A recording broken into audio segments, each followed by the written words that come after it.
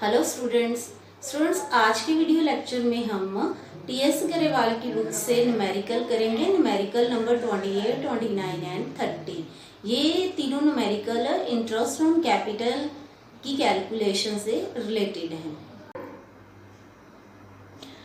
तो स्टूडेंट्स आज का क्वेश्चन है टीएस गरेवाल की बुक से पेज नंबर 2.83 से क्वेश्चन नंबर 28।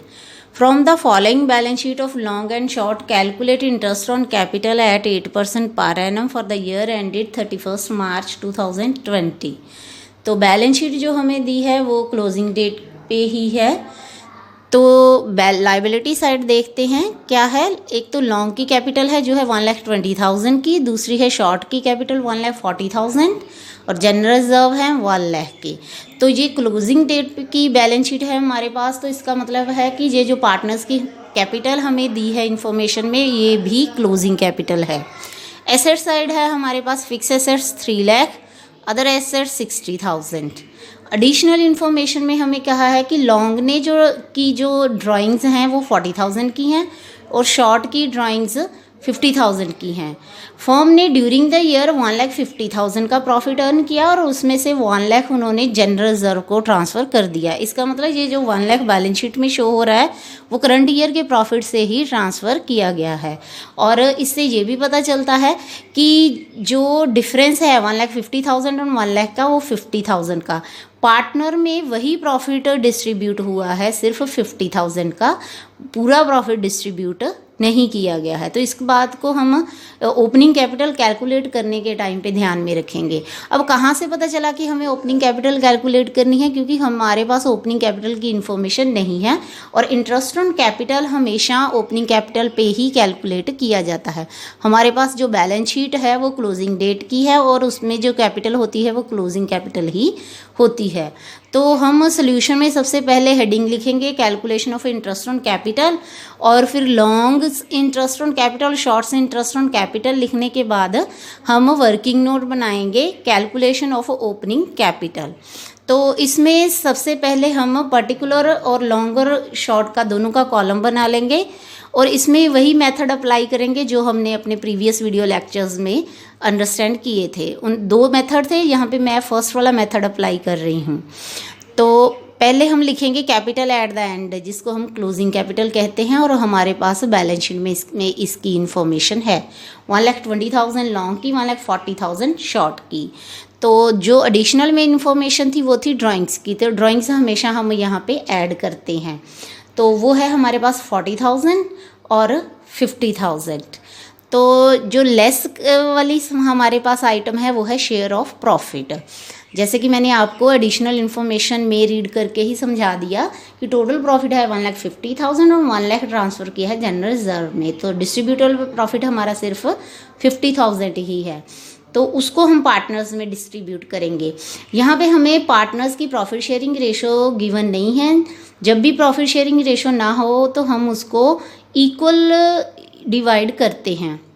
तो इक्वली डिवाइड करने के लिए हमने 50,000 को 1/2 से मल्टीप्लाई किया है। तो जिसके अकॉर्डिंगली लॉन्ग का शेयर ऑफ प्रॉफिट भी 25,000 है और शॉर्ट का शेयर ऑफ प्रॉफिट भी 25,000 है। इन सबको का जो नेट बैलेंस है हमारे पास वो है ओपनिंग कैपिटल, जिसको capital in the beginning of the year भी बोल सकते हैं। तो जो लॉन्ग की हमारी ओपनिंग कैपिटल निकल के आई है वो है 1,35,000 और शॉर्ट की ओपनिंग कैपिटल है 1,65,000। तो यही कैपिटल्स हम इंटरेस्ट ऑन कैपिटल कैलकुलेट करने के लिए यूज़ करेंगे। 1,35,000 पे हम 8% के हिसाब से इंटरेस्ट कैलकुलेट करते हैं तो ये आता है 10,800। और शॉर्ट की कैपिटल पे इंटरेस्ट कैलकुलेट करते हैं तो वो हमारे पास 1,65,000 पे 8% के हिसाब से आता है 13,200।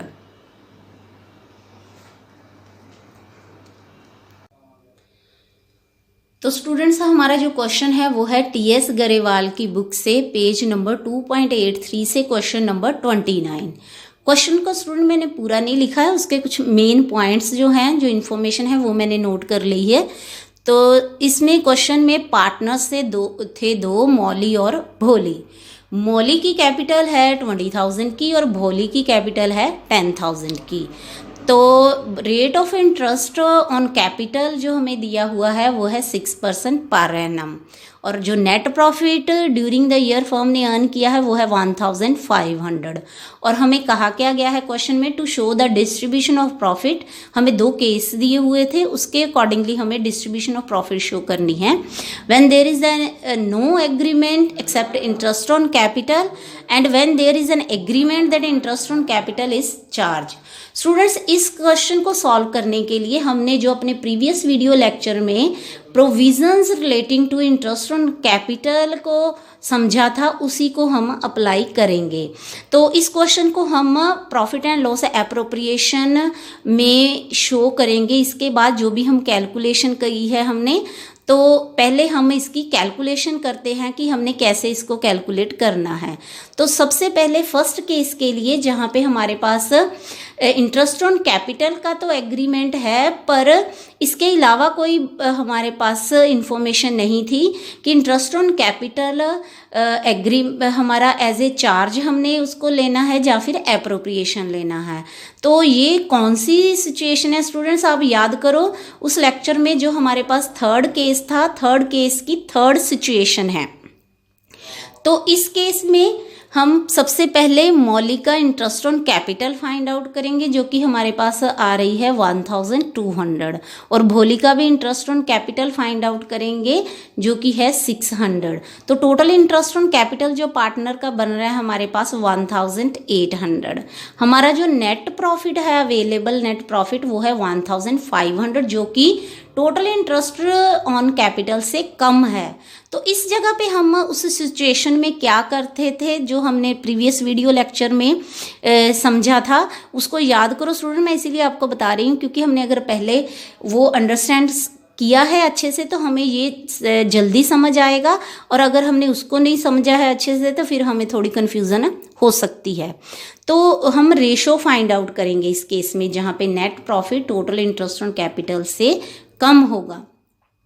तो रेशो किसकी फाइंड आउट करनी है, जो ओरिजिनली हमने interest on capital find out की है उसी अमाउंट से। पार्टनर्स का जो इंटरेस्ट ऑन कैपिटल है वो है हमारे पास 2:1। रेशो हमने interest on capital find out की 2:1। तो इस रेशो के अकॉर्डिंगली अब हम जो हमारे पास अवेलेबल प्रॉफिट है उसको पार्टनर्स में डिस्ट्रीब्यूट करेंगे। तो इसके अकॉर्डिंगली मौली का इंटरेस्ट ऑन कैपिटल जो हमारे पास आ रहा है वो है 1,000, और भोली का जो इंटरेस्ट ऑन कैपिटल आ रहा है वो है 500। तो स्टूडेंट्स, इस क्वेश्चन की जो भी इंफॉर्मेशन हमने यहाँ पे वर्किंग नोट की तरह कैलकुलेट की है उसको अब हम profit and loss appropriation account में कैसे शो करेंगे, credit side net profit show करके और debit side interest on capital Mauli और भोली का 1,500 शो करके अकाउंट को टोटल कर देंगे, जो कि जिसका कोई भी बैलेंस शो नहीं होगा। मतलब जो भी प्रॉफिट था वो पार्टनर को इंटरेस्ट ऑन कैपिटल की फॉर्म में हमने डिस्ट्रीब्यूट कर दिया। अब ऐसा हमने क्यों किया, ये रेशो क्यों फाइंड आउट की स्टूडेंट्स, पार्टनरशिप की प्रोविजंस के अकॉर्डिंगली हम पार्टनर को उतनी ही एप्रोप्रिएशन दे सकते हैं जितना कि हमारे पास अवेलेबल प्रॉफिट है। अवेलेबल प्रॉफिट से ज़्यादा प्रॉफिट हम पार्टनर्स को नहीं दे सकते। तो इसीलिए हमने इसको इस तरीके से सॉल्व किया है। जो हमारा सेकंड स्टूडेंट केस है उसमें when there is an agreement that interest on capital is a charge. अब चार्ज का क्या मतलब होता है, इसका मतलब ये होता है कि हमें पार्टनर्स को इंटरेस्ट ऑन कैपिटल पे करना ही पड़ेगा, चाहे हमें प्रॉफिट हो रहा है चाहे हमें नहीं प्रॉफिट अर्न हो रहा है, हम लॉस इनकर कर रहे हैं। तो उस केस के अकॉर्डिंगली पार्टनर का जितना भी इंटरेस्ट ऑन कैपिटल बनता है हम उनको पूरा पूरा अलाउ करेंगे, पूरा पूरा पे करेंगे। तो इसके अकॉर्डिंगली हम जो चार्ज आइटम होती है उसको प्रॉफिट एंड लॉस अकाउंट में शो करते हैं। तो जब हमारे पास 1,500 का प्रॉफिट है तो जो इंटरेस्ट ऑन कैपिटल है उसको चार्ज शो करेंगे, तो हमारा जो नेट प्रॉफिट है वो बन जाएगा नेट लॉस, क्योंकि इंटरेस्ट ऑन कैपिटल जो है वो प्रॉफिट से ज़्यादा है, और हमारा जो नेट लॉस आएगा वो आएगा 300।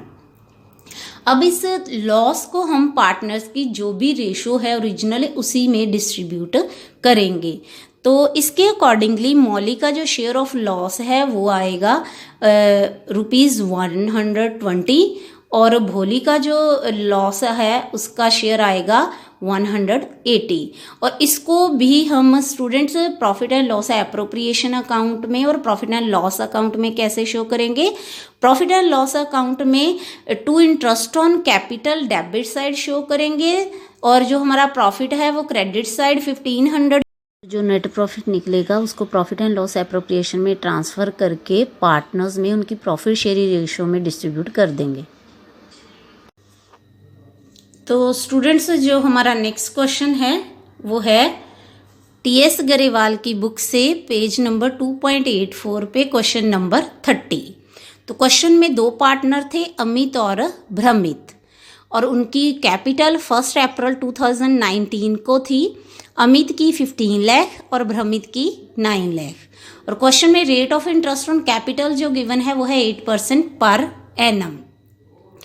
तो हमें ऑन 1 अक्टूबर 2019 को they decided their capital should be ₹12 lakh each and for that adjustment were made by introducing and withdrawing by cheque and calculate interest on capital. 1 अक्टूबर 2019 को उन्होंने डिसाइड किया कि उन दोनों की जो इंडिविजुअल कैपिटल है वो होनी चाहिए 12 लाख की।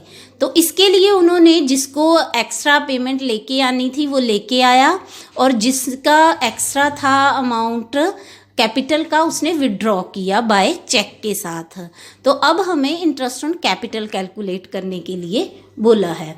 तो इस केस में स्टूडेंट हमें इस बात का ध्यान रखना है कि जो भी अमाउंट ऑफ कैपिटल फर्म के पास जितने समय के लिए था उस अमाउंट पे उसी पीरियड के लिए ही हम इंटरेस्ट ऑन कैपिटल कैलकुलेट करेंगे। तो मैं पहले अमित का इंटरेस्ट ऑन कैपिटल कैलकुलेट करके बताऊंगी आपको। तो ये देखो बच्चे, यहाँ पे ध्यान रखना, ये जो हमें कैपिटल दी है वो दी है 1 अप्रैल 2019 के लिए 15 लाख। तो इस कैपिटल में जो उन्होंने चेंज किया, अमित का कैपिटल था वो किया 1 अक्टूबर 2019 को। तो 1 अप्रैल 2019 को अमित का कैपिटल था 15 लाख। ये 1 अक्टूबर 2019 तक 15 लाख ही था। तो इस पीरियड के लिए हम 15 लाख पे 6 मंथ का 8% के हिसाब से इंटरेस्ट कैलकुलेट करेंगे। इसके बाद अमित ने क्योंकि अपनी कैपिटल बनानी थी 12 लाख की, तो उसके लिए उसने जो 3 लाख का एक्सेस अमाउंट था वो विड्रॉ करा लिया। तो उसके बाद जो 12 लाख है वो फर्म में 1 अक्टूबर 2019 से लेके 31 मार्च 2020 तक रहा कैपिटल का अमाउंट। तो इसके अकॉर्डिंगली 15 लाख पे भी हम 6 मंथ के लिए 8% के हिसाब से इंटरेस्ट कैलकुलेट करेंगे और 12 लाख पे भी 8% के हिसाब से 6 मंथ का इंटरेस्ट कैलकुलेट करेंगे। तो जो कि बनता है 60,000 और 48,000। तो टोटल अमित का इंटरेस्ट ऑन कैपिटल है 1,08,000। तो इसी तरह भ्रमित का भी इंटरेस्ट ऑन कैपिटल कैलकुलेट करेंगे। उसका जो ओपनिंग कैपिटल था 1 अप्रैल पे वो 9 लाख था और उसने अपना कैपिटल बाद में चेंज करके कर लिया 12 लाख। तो उसको एक्सेस लेके आना था एडिशनल कैपिटल, तो वो एक्सेस लेके आया 1 अक्टूबर को। तो उससे पहले उसकी कैपिटल थी 9 लाख की और 1 अप्रैल टू 1 अक्टूबर 2019 तक उसकी कैपिटल थी 9 लाख। तो उस पे 8% के हिसाब से 6 मंथ का इंटरेस्ट हमने कैलकुलेट किया 36,000 और उसके बाद 1 अक्टूबर से 31 मार्च 2020 तक उसका जो कैपिटल का अमाउंट था वो था 12 लाख। तो उस पे भी हम 6 मंथ का ही, जो क्योंकि ये पीरियड 6 मंथ शो कर रहा है, तो 8% के हिसाब से 6 मंथ का इंटरेस्ट ऑन कैपिटल कैलकुलेट करें जो कि बनता है 48,000। तो इस तरह भ्रमित का टोटल इंटरेस्ट ऑन कैपिटल बन रहा है 84,000।